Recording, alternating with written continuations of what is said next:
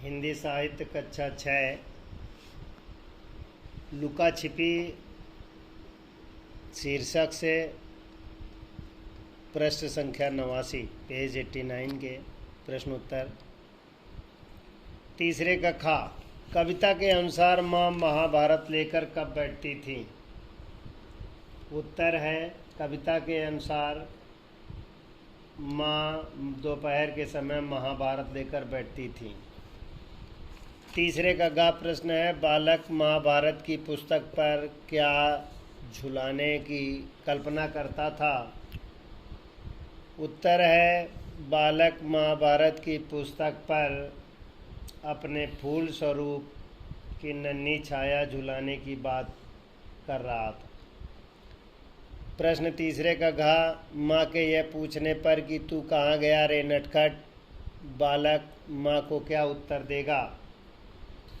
उत्तर है माँ के यह पूछने पर कि तू कहाँ गया था रे नटखट, बालक माँ को उत्तर देगा कि मैं नहीं बताऊंगा कि मैं कहाँ गया था। तीसरे का अंगा, अगर आप कोई वस्तु बन जाए जैसे पेड़, फूल, बर्तन आदि, तो क्या आपकी माँ आपको पहचान सकेगी? उत्तर इस प्रकार है, अगर हम कोई वस्तु बन जाएंगे, पेड़, फूल, बर्तन आदि, तो माँ पदचापों से अथवा स्पर्श से जान जाती है कि क्या हो सकता है।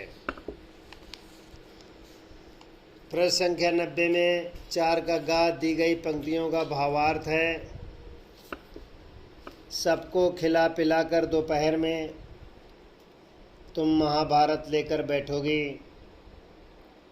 कमरे की खिड़की से पेड़ की छाया तुम्हारी पीठ और गोद में पड़ेगी, मैं तुम्हारी पुस्तक पर आज झुलाऊंगा अपनी नन्ही सी छाया, क्या तुम समझ सकोगी कि तुम्हारी आंखों में मुन्ना की छाया तैर रही है?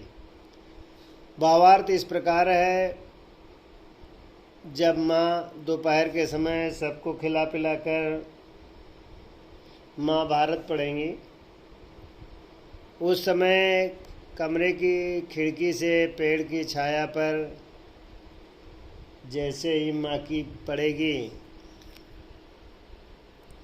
ठीक उसी प्रकार मैं अपनी छाया को पुस्तक पर झुलाऊंगा, जिससे माँ को आभास हो जाएगा कि मैं यहाँ हूँ। तो बालक पूछ रहा है, कवि पूछ रहा है कि माँ बताइए, क्या आप हमें पहचान सकेंगी? अगला पेज 91 में भाषा और व्याकरण से है, रेखांकित शब्दों के विलोम शब्द लिखकर पुनः लिखना है। रेखांकित में है शब्द है, यह सुगंध तुम्हारे मुन्ना के शरीर से आ रही है। उत्तर है सुगंध की जगह दुर्गंध, उत्तर हो जाएगा यह दुर्गंध तुम्हारे मुन्ना के शरीर से आ रही है। खा है फूल खिल गए हैं, उत्तर है फूल मुरझा गए हैं। गा है वह छाँव में बैठ गया है, उत्तर है वह धूप में बैठ गया है। घा मैं यह खेल समाप्त कर दूंगा, उत्तर है मैं यह खेल आरंभ कर दूंगा। दूसरा है, माँ तुम क्या मुझे पहचान सकोगे, इस वाक्य के अंत में प्रश्नवाचक चिन्ह का प्रयोग किया गया है। यह एक प्रकार के भाव और विचार को स्पष्ट करने के लिए प्रयुक्त विराम चिन्ह है। भाषा को लिखते समय वाक्य के बीच में या अंत में जिन वाक्यों का प्रयोग किया जाता है उन्हें विराम चिन्ह कहते हैं। वाक्य के अंत में 3 प्रकार के विराम चिन्हों का प्रयोग होता है, पूर्ण विराम, प्रश्न सूचक चिन्ह तथा विस्मय सूचक चिन्ह। समान कथन वाले सभी प्रकार वाक्यों के अंत में पूर्ण विराम लगाया जाता है। जैसे तुम यह समझ नहीं पाओगी कि यह सुगंध तुम्हारे मुन्ना के शरीर से आ रही है। प्रश्नवाचक वाक्यों के अंत में प्रश्नसूचक चिन्ह का प्रयोग किया जाता है, जैसे तू कहाँ गया रे नटखट। आश्चर्य, हर्ष, घृणा, शोक आदि भाव को व्यक्त करने वाले वाक्यों के अंत में विस्मय सूचक चिन्ह का प्रयोग किया जाता है। अब बताना है पूर्ण विराम। पूर्ण विराम में जो लिखा जाएगा वो होगा लुका छिपी कविता रविन्द्रनाथ द्वारा रचित है।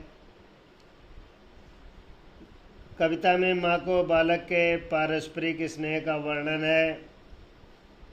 प्रश्न सूचक में लुका छिपी कविता के रचयिता कौन है? लुका छिपी का उद्देश्य क्या है? इस तरह प्रश्न उत्तर